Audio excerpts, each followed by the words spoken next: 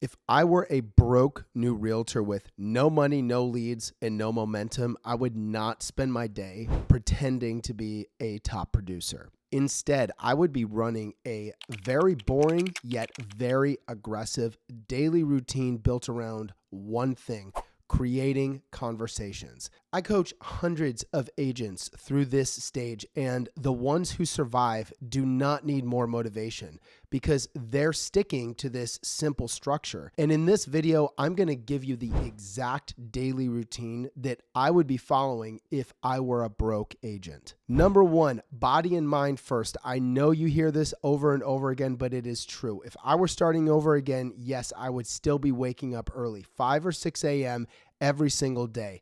Get your body moving, get to the gym, run, walk, lift. I don't care. Jump rope in your driveway, for God's sake. But the first win of the day needs to happen before real estate starts. And this is not because we're trying to become fitness influencers. This is because if you are new and you are broke, your confidence is probably not coming from closings yet. Your confidence needs to come from keeping promises to yourself, and it has to come from habits that you're creating around your day. So before you try to control anything else in your day, control your morning, get your body right, and get your mind right. Then go to work. Number two, get to the office by 8 a.m. I would be in the real estate office, not at home and not at a coffee shop pretending to be deep. The office. And if you do not have a place to work inside of your brokerage office, get one. Ask for one. Find an empty desk. Sit in a conference room. Park yourself somewhere. I don't care if your office is a ghost town or if it looks like the call room from The Wolf of Wall Street. Just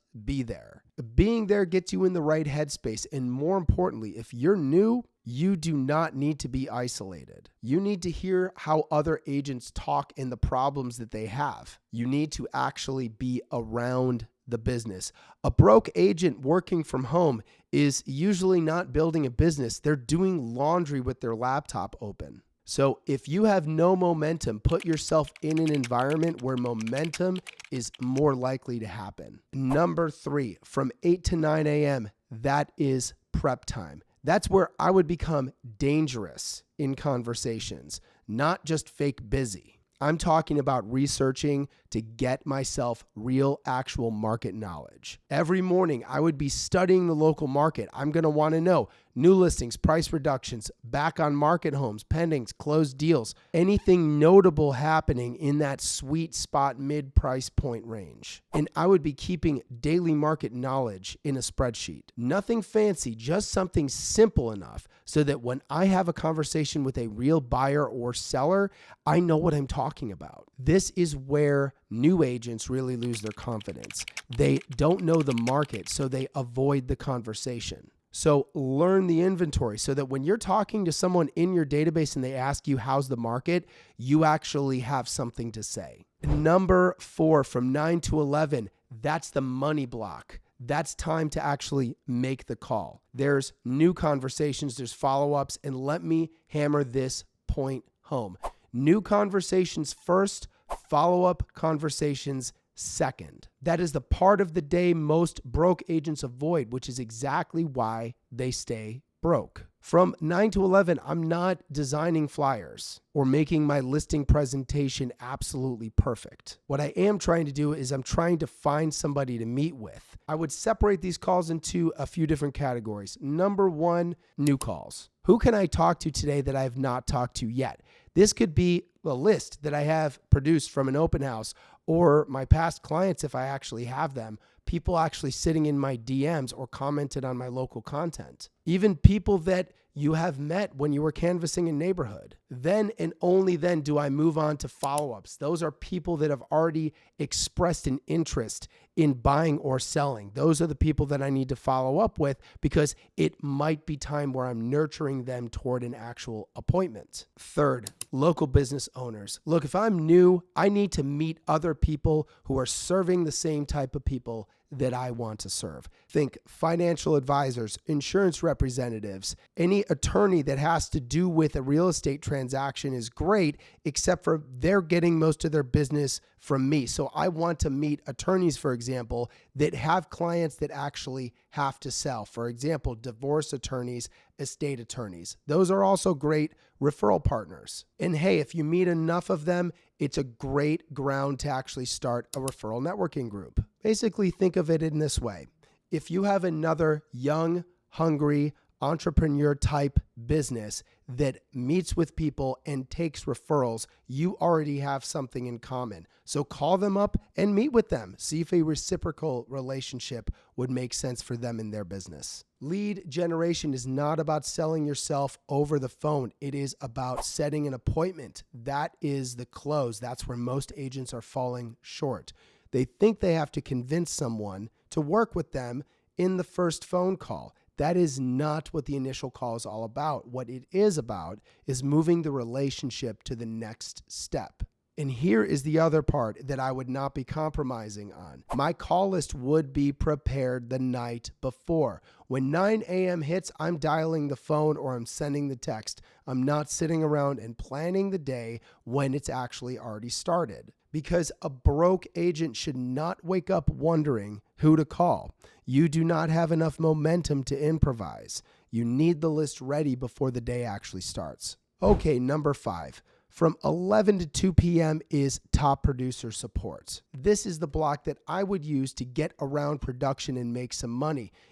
Whether you're brand new or you're moving to a new area or you're just flat out broke, what you do need is experience and you need cash. There is no shame in that. So I would be building a full menu of services for top producing agents. Think showing coverage, sign installations, rider runs, lockbox runs, inspection access, database input, listing copy, office work, you name it. There's countless different ways to make money just from doing the busy, boring work that top producing agents don't have leverage for yet. It's anything ethical and useful that gets me close to real estate transactions. And eventually this block gets replaced when you actually have clients.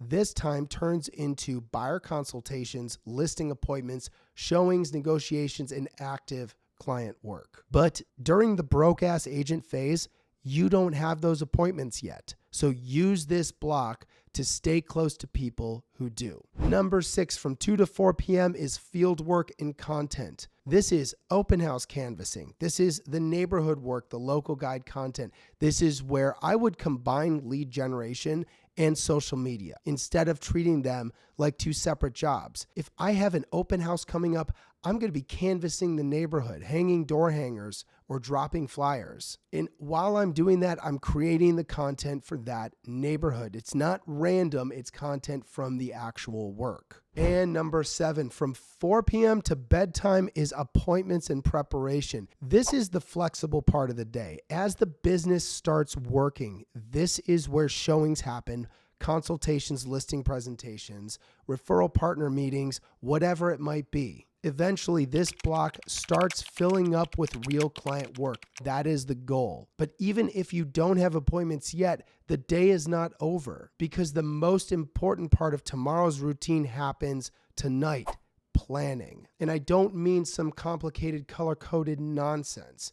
I do mean simple planning. Who are you actually calling tomorrow? Who needs to be followed up yet? What businesses have not actually heard from you yet? What neighborhoods need canvassing and what content are you filming? That is it. The next day should already be loaded before you go to bed. Because if you wake up and your first question is, what should I do today? You're already in trouble. You don't need to be planning when you are supposed to be executing. You plan so you can execute. So let's put this routine together. 6 a.m., body and mind. Get the first win of the day before real estate starts. 8 a.m., office.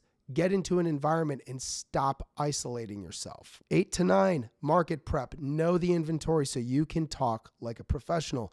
9 to 11, make your calls. New conversations first, follow-ups second. 11 to 2, top producer support. Earn your cash, get the reps. 2 to 4, field work and content ideation. Canvassing neighborhoods and promoting your open houses. 4 p.m. to bedtime, appointments and planning. That is the routine. It's not sexy. It's not overcomplicated. We are not trying to build some fake CEO morning routine designed to make you feel productive. It is supposed to be boring, but it is aggressive and repeatable. That is exactly why it works, because broke-ass agents don't need more motivation. What you need is structure, habits, and conversations. So if you're a realtor with no money, no leads, no listings, no momentum, stop trying to look successful.